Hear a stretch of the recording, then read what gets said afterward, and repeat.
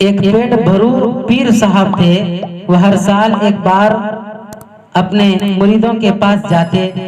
ایک چودھری صاحب بھولے بھالے آدمی تھے، وہ اس پیر کے مرید تھے۔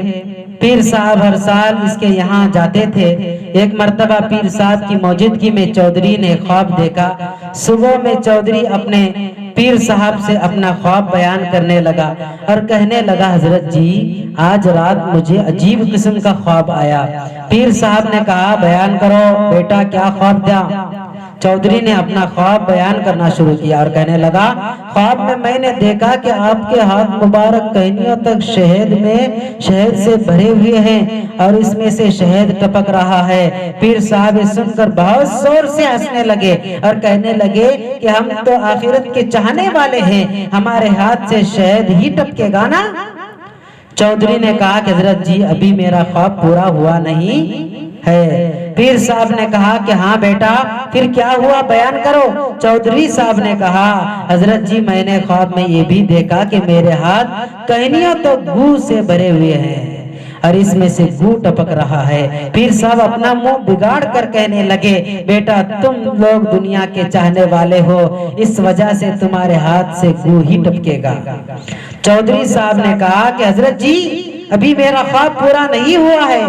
اس پیر صاحب نے کہا، اچھا بیٹا پھر کیا ہوا؟ چودھری صاحب نے کہا، آپ کے شہد والے ہاتھ میں چاٹ رہا تھا اور میرے گو والے ہاتھ آپ چاٹ رہے تھے۔ پیر صاحب سن کر بہت غصہ ہوئے اور کہنے لگے، تو بڑا بے وقوف معلوم ہوتا ہے، ایسا کیسا ہو خواب دیکھا تو نے؟ چودھری صاحب نے کہا، حضرت جی آپ میرے اوپر غصہ نہ ہوئے، خواب تو ایسا ہی تھا جیسا میں نے بیان کیا۔ یہ مثال ہے ان علماء،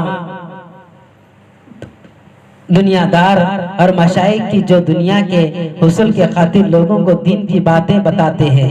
دنیا کے خاطر جو لوگ ان کی باتیں سنتے ہیں وہ ان پر عمل کر کے اپنی آخرت سنوارتے ہیں اور جنت حاصل کرتے ہیں، جس کو تشبیہ دی گئی ہے شہد سے۔ اس کے برخلاف دین کی بات بتانے والے عالم یا پیر کا مقصد چونکہ دنیا اور دولت تھی، اس لیے اس کو دنیا تو دے دی جاتی ہے جس کی مثال آخرت کے مقابلے میں گو سے زیادہ کی نہیں ہے، لیکن ثواب سے محروم کر دیا جاتا ہے۔